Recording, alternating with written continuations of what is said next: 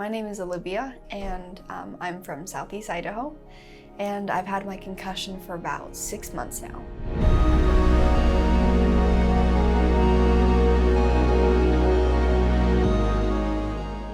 So before I got my concussion, I'm a super bubbly person. I'm super happy, super positive.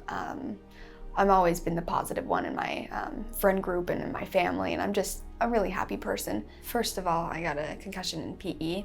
Just hit heads with this one girl and just hit my head wrong, and I went back home and I had a really bad headache, and I just couldn't stand it. So I went to the doctor the next day and he's like, "Oh, you got a concussion." After I got that, he's like, "Just be pretty careful."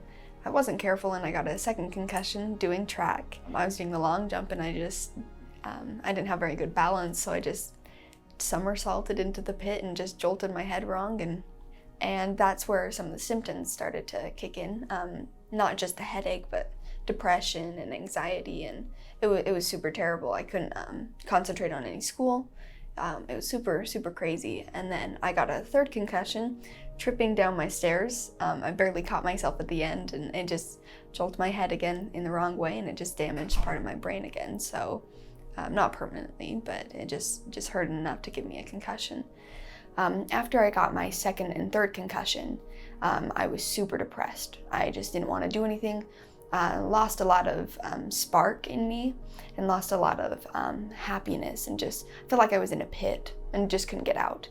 Everything that I used to enjoy, I just didn't anymore. I was super suicidal, which is definitely not me. I'm a pretty happy person. And it got to the point where my mom was like, "Oh, we gotta figure something out." My doctor put me on some medication, antidepressants and stuff for the headaches, and they just made me more depressed. So it just was a spiral downward. I had actually looked up a few things about concussions, and I saw the website of Cognitive FX. And I was like, "Oh, it's just one of those fake things that look real, but they're too good to be true, and that probably just waste a lot of money." So I kind of disregarded that. And then we heard about that story about my teacher's niece, and how she was hurt, and she was a really good dancer, and she loved to sing, and she couldn't do either of those. She couldn't barely walk. And then they found this place, and it was their last straw. So they finally came here, and she drastically changed. She was such a happy person again. It was great hearing that there was something out there that could help. We had one brain scan, and that's all the information that they had on me. And he knew exactly what to do from the first hour that I was there. I didn't recognize how bad my eyesight was. I have contacts, and I've always had bad eyesight since I was little, but I didn't realize that one of my eyes just wasn't focusing. So they pinpointed that one of the first things that they did. I was like, "I don't think my eyesight's that bad." I didn't really think about it, and they're like, "Most people don't notice." They just pinpointed it so well, and they had certain things that we could try and see if they worked.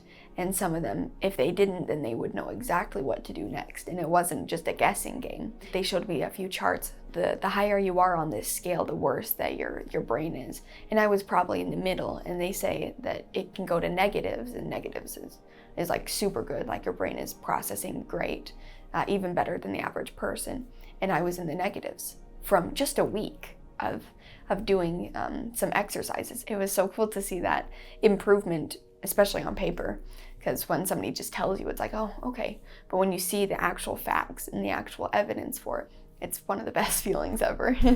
I'm so excited to get back to my life, and to get back to what I've been doing, or what I used to do, and being with my friends and my family.